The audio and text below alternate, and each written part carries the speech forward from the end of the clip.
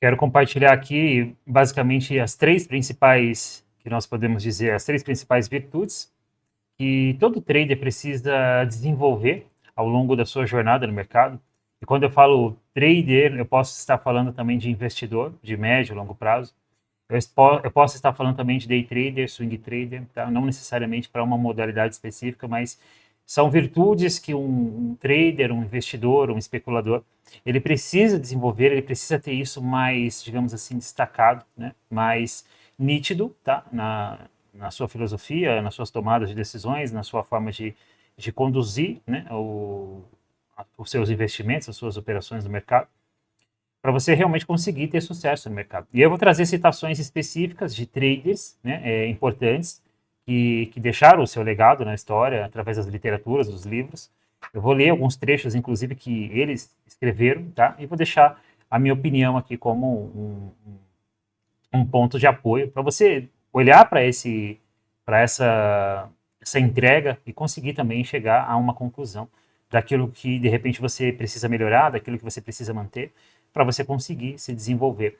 A gente escuta muito falando sobre Mark Douglas, né? Nós temos, por exemplo, eu acho que, se não me engano, são 2 livros de Mark Douglas, né? Trading the Zone e o Trader Disciplinado.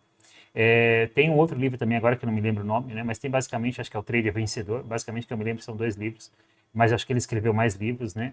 E Mark Douglas, ele falou muito sobre essa questão comportamental, né, que nós precisamos desenvolver como especuladores, como traders, como investidores. E eu acho bem interessante trazer uma citação, inclusive específica dele, né, sobre essa questão da virtude, né, dessa primeira virtude, dessas 3 virtudes que eu vou citar aqui, que é basicamente a disciplina, tá? Então, olha só aqui o que ele fala, né? A disciplina é a capacidade de executar o plano exatamente como foi definido, independentemente de medo, euforia ou frustração. O trader disciplinado não improvisa, não ajusta na hora e não tenta se vingar do mercado. Ele entende que consistência vem da repetição correta, não de decisões brilhantes ou pontuais. No longo prazo, não é o melhor setup, né? Quem ganha dinheiro é o trader que repete o básico com rigor. Quando eu pego, por exemplo, né, as edições aqui dos Magos do Mercado, eu acho que eu já li pelo menos.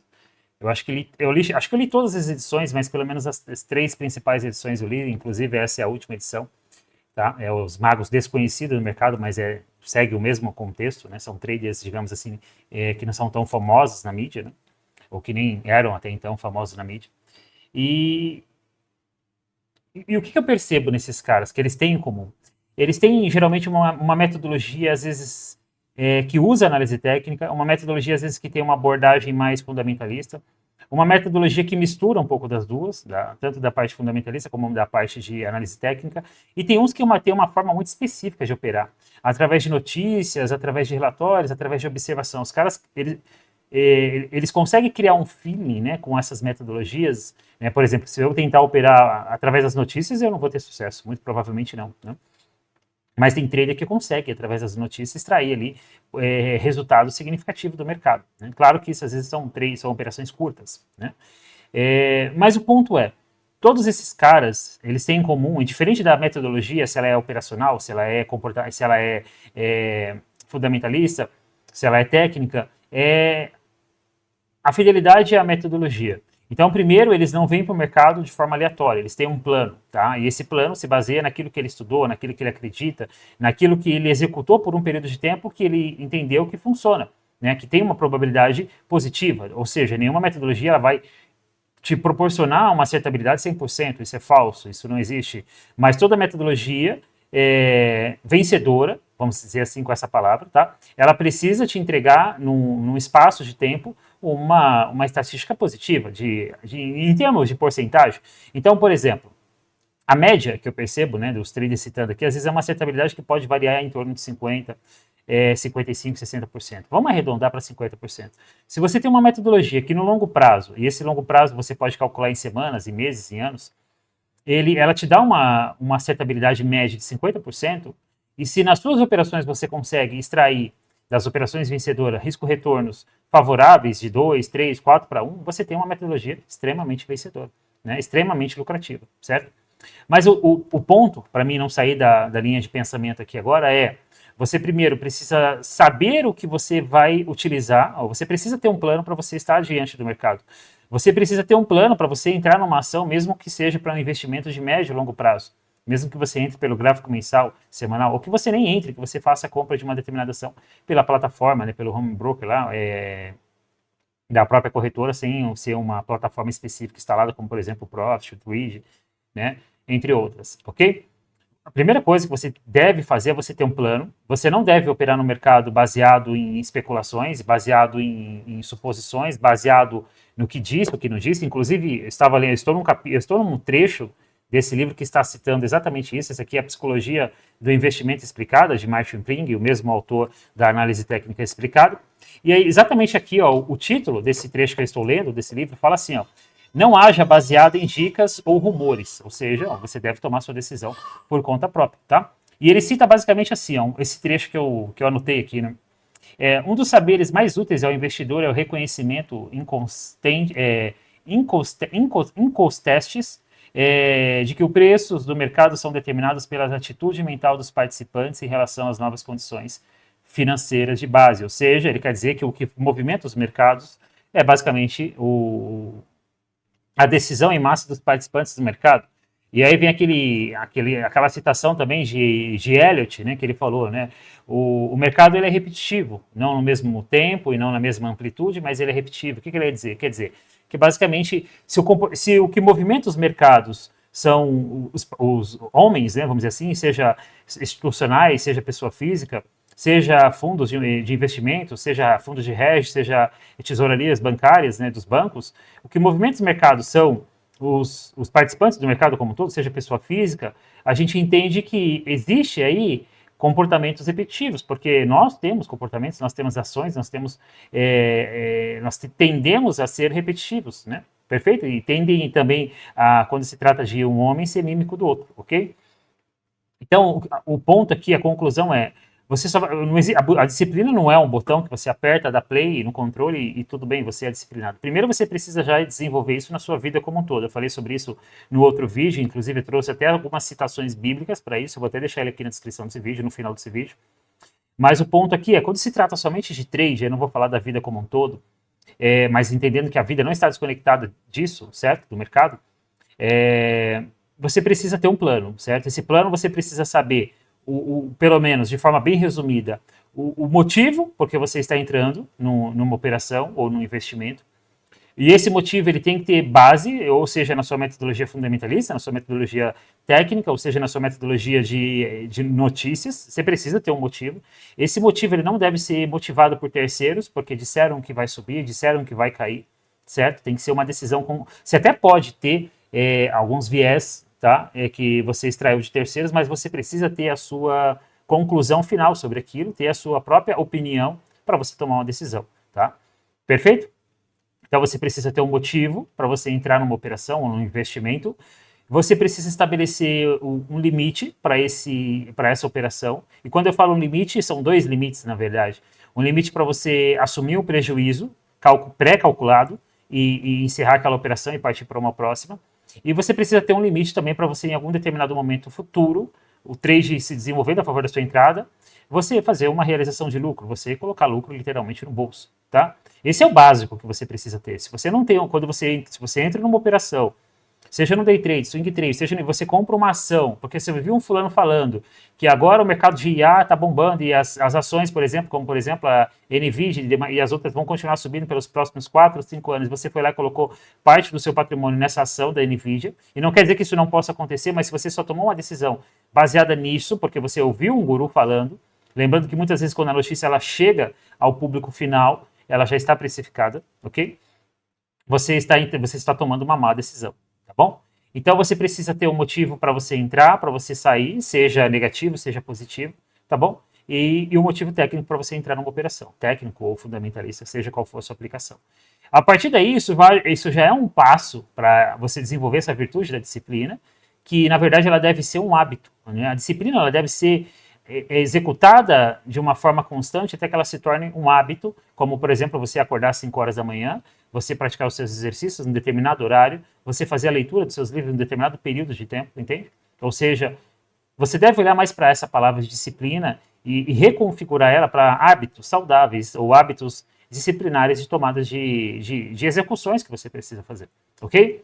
Bem, então, basicamente essa é a minha opinião sobre isso, né? Ou seja, o objetivo do trader não é ganhar dinheiro, é executar o seu plano perfeitamente. O dinheiro é uma consequência, tá? Então, acho que nessa primeira virtude é isso, estabeleça um plano. Se você não tem conhecimento técnico ou fundamentalista suficiente para você estabelecer isso, estude mais, mas não venha operar no mercado, não venha investir em ações ou em fundos imobiliários, seja qual for o seu investimento, em criptomoedas, se você, por conta própria, não sabe o porquê você está investindo. Não entra nessa manada de que, nesses rallies, que muitas vezes eles só são divulgados no final de um rally, que o Bitcoin vai subir. O Bitcoin, por exemplo, está com grandes sinais técnicos de uma reversão. Isso eu falo agora em janeiro de 2025, 2026. Tá? Então, as tomadas de decisões ela deve ser sempre por você. Mesmo que aquele cara que esteja falando ele seja um especialista, nunca tome decisões baseado nas opiniões de terceiros, ok? E aí vem essa questão, estabeleça um plano, estabeleça também um plano de capital, qual é o risco que você vai tomar, qual é o limite de perca, qual é o objetivo, tenha uma média, mesmo que isso não é, você não vai conseguir ser exato, pelo menos nos ganhos, você até consegue ser exato nas percas, certo? Se você entrar, colocar, por exemplo, o stop loss das suas operações, você nunca opera, inclusive, sem stop loss. Mas você não consegue ser exato também nos ganhos, tá? Mas se você conseguir ser exato nos limites de percas, você já está à frente de muitos que não operam de forma aleatória no mercado, sem estabelecer limites. Você tem que ter limites, tá? O mercado ele pode ser favorável, mas ele pode ser também desfavorável em uma determinada operação ou em uma determinada carteira de ações que de repente você criou e investiu, ok? Bem, a próxima virtude que eu registrei aqui, e claro, lembra, elas nunca estão, elas sempre vão estar conectadas, uma depende da outra e elas trabalham em conjunto, tá? Basicamente a paciência, né? E tem uma frase interessante que fala que a paciência é você sofrer com alegria, ou seja, é você esperar, né, por algo que você quer para hoje, mas sabendo que aquilo não é possível para hoje, que ele vai acontecer no tempo. E aí eu acrescento aqui que as boas coisas da vida, elas acontecem com um tempo maior. E isso desde, por exemplo, do ramo culinário, da alimentação. Por exemplo, minha esposa faz pão de fermentação natural, que são pães deliciosos. Atualmente agora ela está fazendo mais focaccia, né, que é também muito gostosa, com azeite, orégano, uma delícia. Mas, cara, leva tempo. Não tem como você falar, eu quero comer uma focaccia exatamente agora. Não, você vai precisar preparar a massa, colocar a massa, preparar o fermento, ativar o fermento, fazer a fermentação, fazer as dobras, primeira fermentação fora da geladeira, segunda fermentação dentro da geladeira. Enfim, a gente está falando de mais ou menos aí, se você começar a fazer o pão agora, mais ou menos 20 horas para esse pão ficar pronto. Entende? E isso é um processo para a gente desenvolver isso. Eu era um cara totalmente impaciente, ansioso e, cara, se tem um dos comportamentos que são destrutivos para a vida, para o mercado, principalmente, é a impaciência. E essa geração que nós estamos vivendo, esse momento da humanidade que nós estamos vivendo, tudo corrobora para a gente não ser paciente, né? Ou seja, você fica stalkeando o feed do Instagram, fica no shorts do YouTube, aquilo você vai passando, você acha que você está absorvendo alguma coisa, você não está aprendendo nada, você está simplesmente, sendo sincero, jogando seu tempo no lixo. Então, fica aí a questão, beleza? Então, dando continuidade aqui, né, no resumo dessa virtude, a paciência é saber não operar quando não há oportunidade clara. E aí eu falo, né, inclusive a minha citação, né, que eu tenho aqui até na capa aqui no banner aqui do meu canal do YouTube enquanto não houver um trade de alta probabilidade, eu não vou fazer nada, entende? Ou seja, enquanto eu não tiver um padrão de alta probabilidade nos gráficos explícito, baseado naquilo que é catalogado, é registrado ao longo de todos os estudos, todas as literaturas que existem da análise técnica clássica, eu não vou fazer nada. Eu posso em algum momento vacilar e tomar uma decisão mais, digamos assim, em um trade mediano? Posso. O meu objetivo aqui e consequentemente, com aqueles que estão junto comigo dentro do Clube das Tendências, e diga-se de passagem, tem um link aqui na descrição para você conhecer, o objetivo nosso, é transmitir isso para eles também, né, como os meus mentorados, meus alunos, é essa paciência de saber que as oportunidades, as boas oportunidades, até mesmo no day trade, elas são poucas. Teve, por exemplo, essa semana teve um dia operacional que nós nem operamos, nós não fizemos nenhuma operação.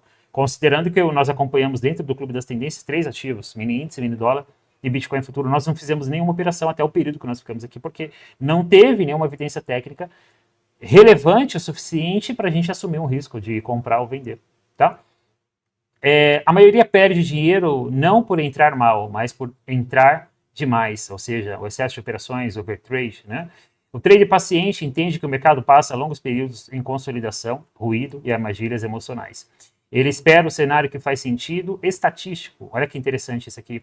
Eu fiz aqui, inclusive, acho que há três vídeos atrás, falando sobre as bandeiras de altas, bandeiras de baixas. Inclusive, eu trouxe um estudo do Thomas Bukowski, um trader russo, que catalogou 5 anos, mais ou menos, se me falha a memória, de dados, de movimentações do preço, de padrões gráficos do S&P, e tem aí um resumo completo sobre isso. É uma enciclopédia com mais de 1000 páginas. E, na verdade, não é nem um livro de leitura, ele é um livro mais de consulta, porque é muita estatística, dados, né? Não é aquela leitura fluida que você vai ter. E eu falei aqui sobre os padrões de bandeiras, ou seja, qual que é a estatística de uma bandeira de alta dentro de uma tendência primária de alta, qual que é a estatística de acerto de uma bandeira de alta dentro de uma tendência primária de baixa e o oposto para a bandeira de baixa. Eu vou deixar aqui a recomendação, apesar que eu não sei se eu vou conseguir deixar a recomendação, porque eu já falei do anterior, né, que eu vou recomendar. Eu vou deixar esses 2 vídeos na descrição aqui desse vídeo como recomendação, tá? As virtudes bíblicas, né, para você, que nós devemos desenvolver para melhorar a nossa parte comportamental, emocional no mercado, e, consequentemente, esse vídeo que eu falo sobre as bandeiras, perfeito? Voltando aqui, né? Ou seja, ele espera o cenário que faz... tá, que eu já li, tá? Operar menos, mas melhor. É um divisor de águas no resultado financeiro. Eu falo muito sobre, assim, oportunidades. Imagina que eu estou aqui. Hoje é um pregão específico, e eu estou aqui acompanhando um ativo. Eu sei que eu vou ter, no máximo, de alta probabilidade, 1 a 2 boas operações nesse ativo, nesse mesmo pregão. Dificilmente eu vou ter 3, 4 oportunidades boas, com alta probabilidade, e no mesmo ativo, no mesmo pregão. É difícil, é raro, é raríssimo. Isso é algo, assim, atípico que acontece, né? E eu esperar que isso aconteça todos os dias é utopia, então eu não posso contar com isso. Então, por exemplo, imagina que eu cheguei o pregão abre às 9, eu cheguei aqui, por algum motivo eu não consegui chegar às 9, cheguei às 11 horas. Só que eu olho para o gráfico às 11 horas, aquele ativo que eu opero, vou dar uma referência aqui, o índice, e eu percebo que eu já tive uma boa oportunidade que aconteceu nesse período, das 9 às 11. Então eu sei que uma segunda oportunidade já vai acontecer com uma probabilidade menor. E aí imagina que se eu chego no gráfico e olho e já vi que teve 2 boas oportunidades, eu sei que uma terceira então é quase impossível. Então talvez aquele dia eu já nem olhe mais para aquele ativo, vou olhar para um segundo ativo. Perfeito? Então eu trabalho dessa forma, tá? Perfeito? Então operar menos, mas melhor é um divisor de águas no resultado financeiro. E quem falou isso foi o Jesse Livermore, né? Ele que citou essa frase, né? O dinheiro é feito sentando, não operando, né? Ou seja, quer dizer que você vai passar mais tempo esperando, analisando o gráfico, realmente, do que você executando, operando, certo? Eu passo aqui, às vezes, a gente fica aqui 2, 3 horas aqui na frente do computador, eu e os membros do clube, para executar um trade. Como eu falei, teve dias essa semana que nós ficamos até o meio-dia e não fizemos nenhuma operação, beleza? Então, acho que essa é a linha de pensamento que eu quero compartilhar com você sobre essa virtude que é a paciência. Entenda que não tem como você ser paciente e não ser disciplinado, entende? Porque para você ser paciente, você precisa ter um comportamento disciplinado para você saber que você não vai fazer várias operações no mesmo dia. Olha como que está tudo conectado. Então aqui você não vai desenvolver algo específico, você tem que desenvolver tudo isso. E não fica preocupado, porque quando você começa a desenvolver uma virtude, as outras elas são consequências, ela começa também automaticamente a serem desenvolvidas. Perfeito? Bem, a terceira virtude que eu acho bem relevante para compartilhar aqui com você, e também, como eu falei, ela não é desconectada das 2 anteriores que eu citei, é o controle emocional. Eu posso chamar também de maturidade emocional, tá? Da forma que eu abordo, né? Controle emocional não é ausência de emoção, é não agir por causa dela. Ou seja, aí vem uma questão, se você está passando por algum momento da sua vida que está te frustrando, ou até mesmo que está deixando você muito, como que eu posso falar? Ansioso, certo? Confiante de si próprio também, ou seja, os extremos não são bons, você está um cara desanimado, mas um cara muito empolgado, tem que ter cuidado, tá? Você precisa estar equilibrado emocionalmente. Eu lembro que uma época eu estava estudando, não exatamente análise técnica, mas eu estava estudando um pouquinho sobre uma questão de gestão. Eu tinha o objetivo de abrir uma pequena asset de investimentos com um amigo meu, com um colega. Acabou que não foi para frente, não deu muito certo a parceria em si, mas naquele período que eu estava estudando sobre isso, eu percebi que gestores de fundos, de investimentos, de tesouraria, esses caras, quando ele tem um período bom de performance, sei lá, semestral, anual, eles pegam férias. E essas férias não é com o objetivo somente de, assim, de monetizar ele por uma boa performance. Também, tá? Mas tem o objetivo de, assim, esse cara ele está muito empolgado, ele está muito confiante de si. E também ele está muito próximo de, talvez, de cometer o próximo grande risco, né? A próxima grande perda, o próximo grande passo errado. E aí ele pega férias, tá? Inclusive, quando você lê, por exemplo, Magos de Mercado, muitos traders relatam bem que os grandes prejuízos que eles viveram no mercado foi antecedido por grandes ganhos, grandes lucros, né?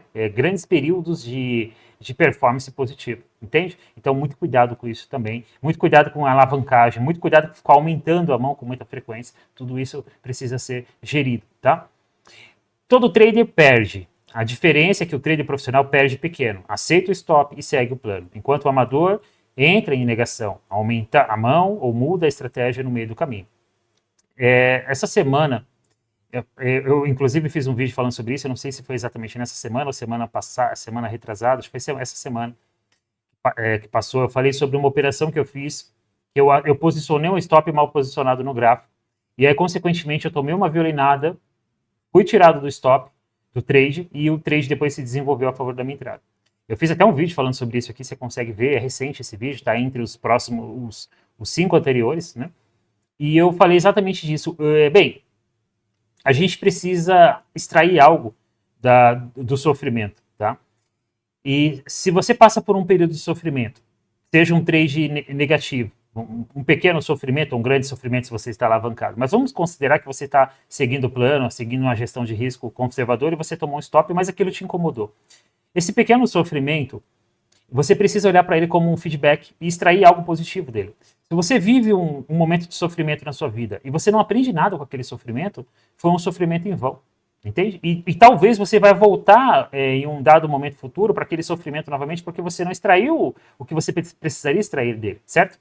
Então, sempre quando você toma um risco de uma operação e você toma um stop, você deve, de forma realmente neutra, né, avaliar aquele trade. Se realmente foi um trade que você posicionou o stop corretamente, se foi um trade que realmente era um padrão de alta probabilidade, para que você aprenda e para que você não cometa esse erro, pelo menos num espaço de tempo muito próximo, certo? Porque erros, tempos em tempos, nós vamos errar. Mas, por exemplo, quando eu olho para o trade que eu fiz agora, que eu coloquei um stop mal posicionado, e eu tento olhar para um trade anterior a ele, eu não lembro de um trade tão próximo que eu tomei um risco, assim, posicionei um stop mal posicionado, tá bom? Então fica aqui essa questão. Deixa eu voltar aqui. Deixa eu só ver onde eu parei aqui agora. Então vamos lá. Olha só. Quem não controla o emocional transforma uma perda estatística em um desastre financeiro. Então o que ele está querendo dizer aqui? Já vou falar o nome do autor. Ele está querendo dizer que assim, não existe nenhuma metodologia assertiva. Que é muito importante você entender que ao longo de uma série de operações que você vai fazer no mercado, um exemplo, vou colocar aqui, 50 operações, você tem que saber que vai ter nesse meio dessas 50 operações que você saiu no 0 a 0, operações que você tomou stop, operações que foram positivas, mas que não foi no seu alvo final, ou porque você fez uma proteção, um trailing stop e você saiu antes, ela foi positiva, mas não foi no seu alvo final, ou porque o mercado virou, enfim. E operações positivas que foram no seu alvo final, que são as tops, né? E tudo bem. O importante é você aceitar que essas operações negativas elas vão acontecer. Isso não existe uma ordem. Não posso dizer que a cada 5, 1 é stop, não. Você pode tomar 3 stops e depois não tomar stop nas próximas 20 operações, entende? E é por isso que a alavancagem a excessiva ela é ruim, porque imagina que você tem uma acertabilidade de 50%. Só que aí você vem desses 10 trades, na qual você vai ter uma acertabilidade de 5 operações, e elas vão ser 5 operações boas, esse 50% acontece nessas 5 primeiras operações, e você alavancado, você não vai ter margem para se manter no mercado e entrar naquele período de acertabilidade. Perfeito? Bem, quem citou essa frase, né, esse trecho aqui, foi Paul Tudor Jones, né, é um trader também famoso, bem conhecido, tá?